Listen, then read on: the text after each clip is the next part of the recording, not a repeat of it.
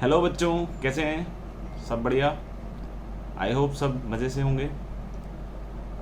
आज जो ये वीडियो मैं बना रहा हूँ that is about what is the correct mindset जिसके थ्रू हम ऑनलाइन स्टडीज़ करें और वो स्टडीज़ हमें फाइनली एक अच्छे मुकाम तक लेकर जाए।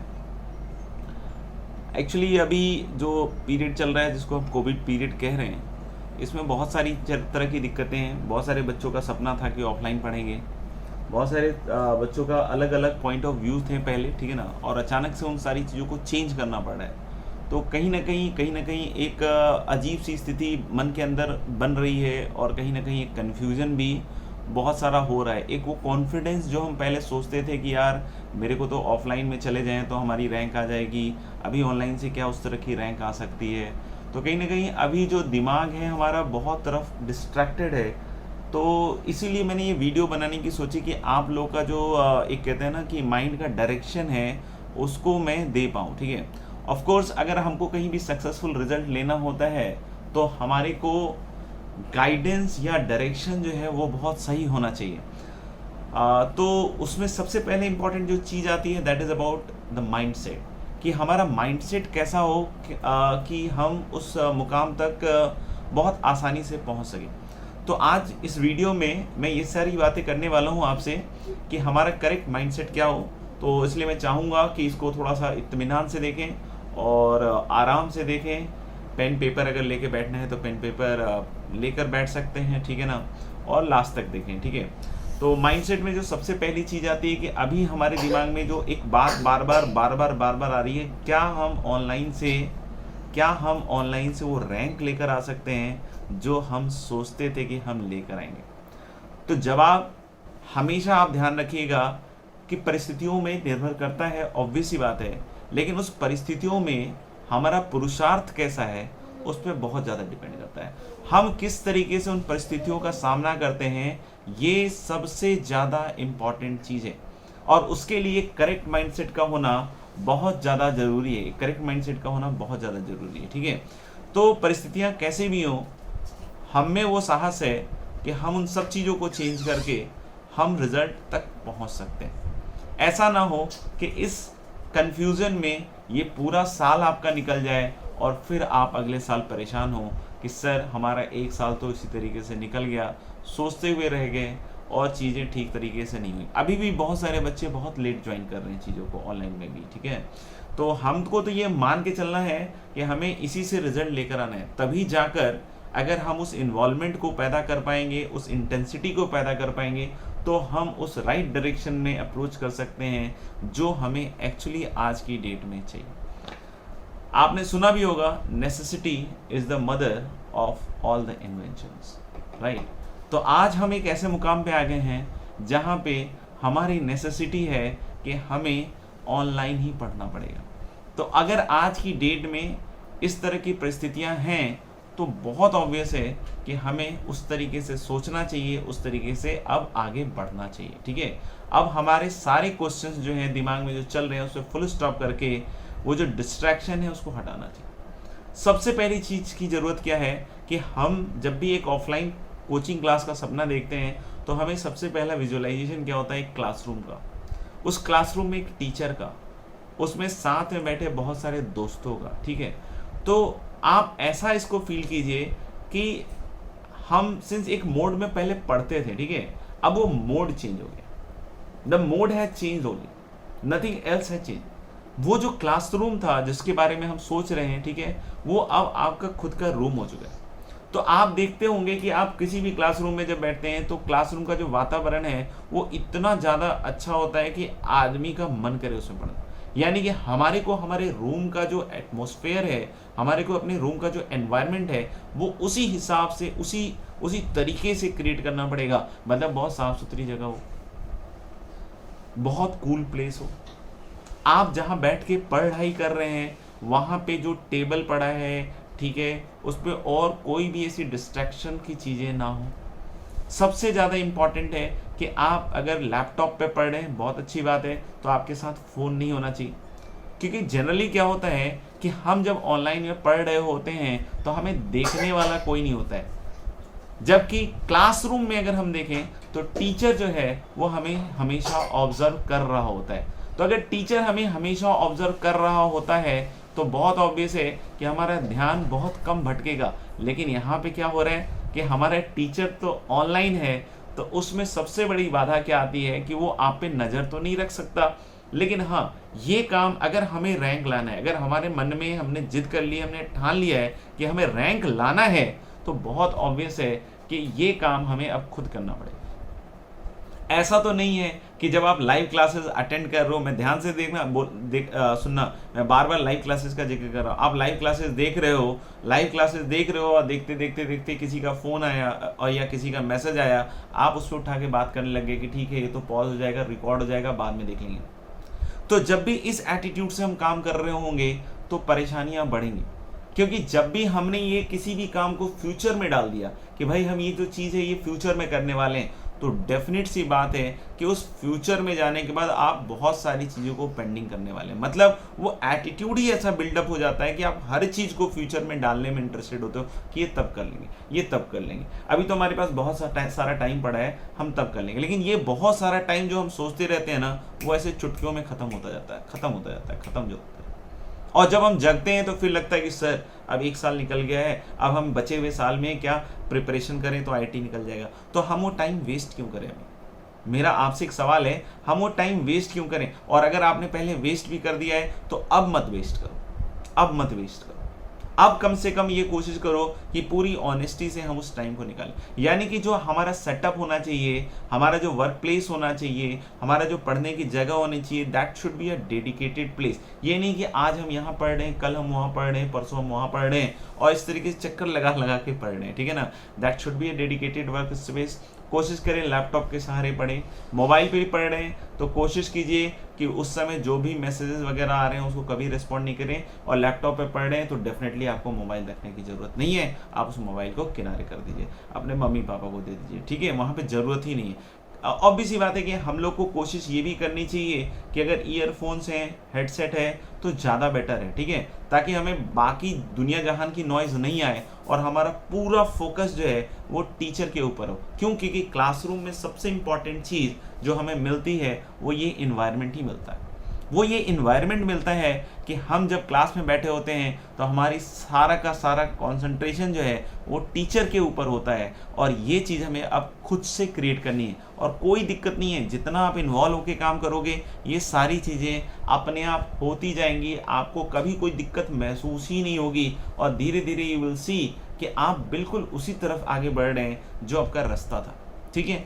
तो हमें सबसे पहले अपने सेटअप जहाँ पे हम काम कर रहे हैं उसके बारे में बहुत अच्छे से ध्यान रखना चाहिए कि that should be a dedicated thing, उसमें कहीं कुछ गड़बड़ नहीं होनी चाहिए। और हम खासकर व्हाट्सएप और इस तरह की जो चीज़ें हैं उसको हम तभी यूज़ करें जब एक्चुअली हमें ज़रूरत हो, क्योंकि बहुत बार क्या होता है कि बहुत सारा समय हमारा इसमें बर्बाद होता है।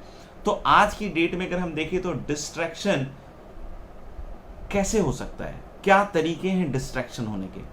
तो मेरा बस सिंपल सा पॉइंट है कि हमारी टोटल जो है 5 इंद्रियां हैं, और यही इंद्रियां हैं जो इन्फॉर्मेशन लेती हैं और दिमाग इसको क्या करता है, प्रोसेस करता है। अगर हम इसमें से फिल्टर्ड डेटा डालें तो ऑफ कोर्स हम उन्हीं चीज़ों के बारे में सोच रहे होंगे, उन्हीं चीज़ों में इन्वॉल्व होंगे जिसमें हम एक्चुअली होना चाहते हैं। तो हमें कोशिश करना पड़ेगा कि जो हमारे अंदर आज डेटा जा रहा है और जिसको मेरा दिमाग प्रोसेस कर रहा है वो डेटा ही सिर्फ पढ़ाई का डेटा हो। अगर वो डेटा ही सिर्फ पढ़ाई का डेटा है तो मेरा मानना है कि फिर आपको कोई डिस्ट्रैक्शन किसी भी तरीके का नहीं है।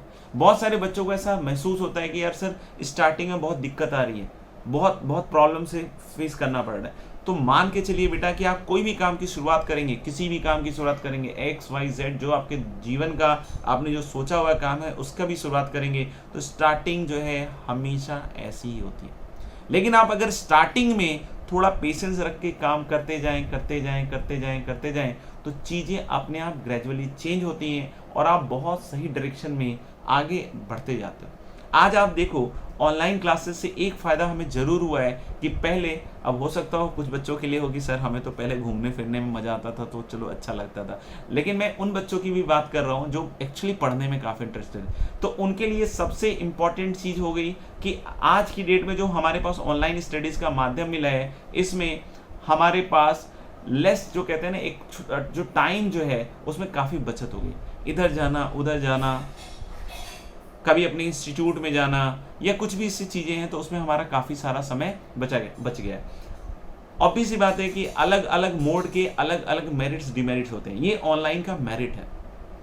हो सकता हो कुछ डिमेरिट्स इनमें भी हो सकता हो कुछ डिमेरिट्स ऑफलाइन में भी हो, लेकिन मेरिट्स जो हैं उनके सहारे ही हमें आगे बढ़ना पड़ेगा। पहले हमें ये क्लियर करना पड़ेगा, हमें बार बार डिमेरिट्स का साइड नहीं सोचना है। अगर आप बार बार डिमेरिट्स के साइड को सोच रहे हो, उसके बारे में इंफॉर्मेशन इकट्ठी कर रहे हो, उसको अपने दिमाग में प्रोसेस कर रहे हो, तो बिल्कुल मैं बता रहा हूं कि आपका माइंडसेट इतना नेगेटिव हो जाएगा कि आपको लगेगा कि ऑनलाइन से तो रिजल्ट कैसे आएगा। जबकि आप ऑनलाइन की मेरिट्स को काउंट करो, उसके बारे में फैक्ट्स आप एनालाइज करो, उसको लेकर अगर आप काम करना चालू करो, तो आप देखोगे कि आप में ये शक्ति आ जाएगी सोचने की कि हाँ, हम ऑनलाइन के थ्रू अपना सिलेक्शन इंश्योर कर सकते हैं, हम अपनी ड्रीम रैंक ऑनलाइन के थ्रू ला सकते हैं। तो मेरा ये कहना है कि वो करेक्ट माइंडसेट ही आपको उधर की तरफ लेकर जाएगा। ठीक है, तो पहली चीज तो आपको समझ में आएगी कि सेटअप वगैरह बढ़िया होना चाहिए। दूसरा, जब हम क्लासरूम में बैठ रहे हैं तो टीचर पे पूरा फोकस होना चाहिए। ये भी मैंने आपको अच्छे समझा दिया। पहले ऑफलाइन क्लासेस में क्या होते थे कि जो बच्चे होते थे, जब भी टीचर कोई सवाल पूछता था तो they were very you can say कि मतलब fast towards that particular problem कि यार सर को इस सवाल का जवाब देना है। आज वो ऑनलाइन में थोड़ा कम दिखता है। वो ऑनलाइन में कम कैसे दिखता है कि शायद वो उस तरीके से नहीं अंदर से इंस्पायर होते हैं कि भाई मैं सर के सवालों का जवाब दूं। ठीक है, तो कोशिश हमें ये करनी है कि हमारा वो जो इंस्पिरेशन था कि भाई सर को बताना है, ठीक है, शायद सर देख रहे हैं या नहीं देख रहे हैं कि कौन सा बच्चा है, कैसी शक्ल है, क्या कर रहा है, किस तरीके से कर रहा है, बट फिर भी ये हमारा फर्ज है, हमें आगे बढ़ के कंप्लीट करना पड़ेगा। यानी हमें कोशिश करनी पड़ेगी कि ये अप्रोच, ये एटीट्यूड नहीं छोड़े कि हमें पहले आंसर करना है। ठीक है, हो आंसर नहीं हो वो एक डिफरेंट मैटर है, लेकिन हमें करना है, हमें कोशिश करनी है, ये चीज हमारे दिमाग में हमेशा रखना है। ठीक है, तो एक चीज तो आपको ये समझ में आ गई हो कि हमारे को वो वातावरण जो है, वो एनवायरनमेंट जो है, वो क्लासरूम का ही सेटअप करना है। No distraction, no disturbance policy के साथ हमें आगे बढ़ना पड़ेगा। और जब हम इस तरीके से सोचते हुए जाएंगे तो आपको एक अच्छे क्लासरूम की फील आएगी और आपको हर दिन ये काम करना पड़ेगा। यानी कि आपको अपने काम करने के तरीके में इसको शामिल करना पड़ेगा। जैसे एक टीचर जो होता है हर दिन क्लास जाता है, क्लास लेता है, आपके माता पिता जो हैं, जो भी वर्किंग है, वो हर दिन अपने काम को जाते हैं, वैसे ही इसको एज अ वर्क रिलीजियसली हमें फॉलो करना है और हर दिन के हिसाब से फॉलो करना है। समझ में आ रहा है?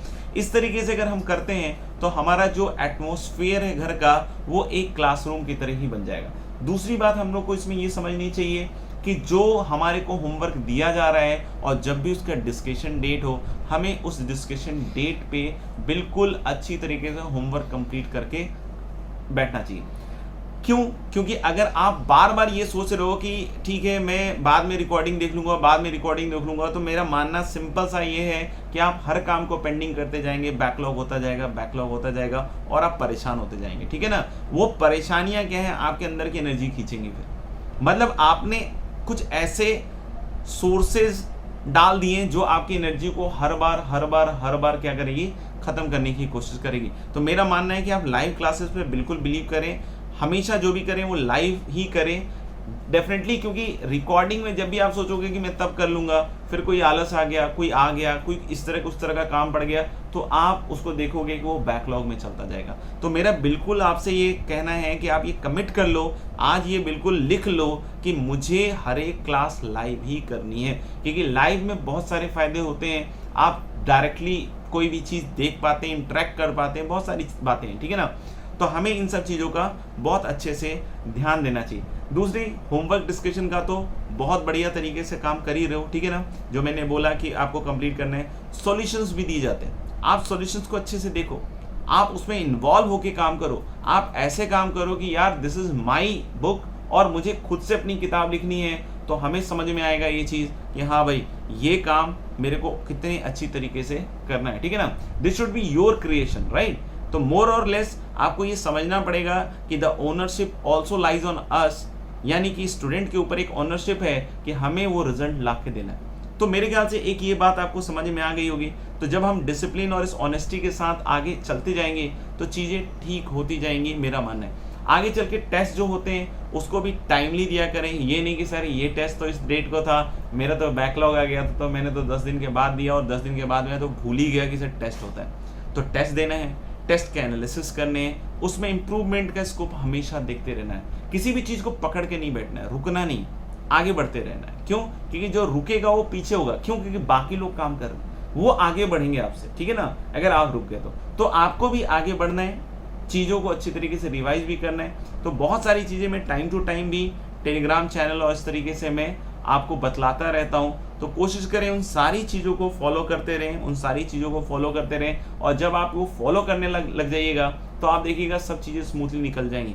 तो कुल मिला के आप ये समझ लीजिए कि एक लाइफस्टाइल में परिवर्तन है, एक काम करने के तरीके में परिवर्तन है। काम आपको उतनी ही डेडिकेशन से करना है जैसे पहले करना था। तो अब इफ़ और बट बिल्कुल हटा दीजिए, आप बिल्कुल फोकस हो जाइए कि मुझे ये काम करके दिखलाना है। I will ensure my rank, और ये आज कमिटमेंट कीजिए कि ये एंश्योर अपन करेंगे। और जब कभी भी कोई लो फील करे इस वीडियो को जरूर देखिए कि क्या राइट माइंडसेट होनी चाहिए आपको IIT प्रिपरेशन में जब आप ऑनलाइन पढ़ रहे हो। तो मेरा मानना है कि मैंने काफ़ी सारी चीज़ें बतलाई हैं, और भी चीज़ें मैं समय समय से बतलाता रहूँगा। तो कोशिश कीजिए कि बिल्कुल इस चैनल को सब्सक्राइब कर लें, और ताकि आपको नोटिफिकेशन और उस बेल आइकन जिसको हम घंटा ही बोलते हैं उसको दबाएं जरूर, ठीक है ना, ताकि आपको राइट टाइम पे नोटिफिकेशन आए। अटेंडेंस जरूर लगाइए, लाइक थम्स अप जरूर कीजिए, ठीक है, और शेयर कीजिए जो भी बच्चे IIT JEE की प्रिपरेशन या फिर नीट की प्रिपरेशन कर रहे हैं। Thanks a lot, have a nice day.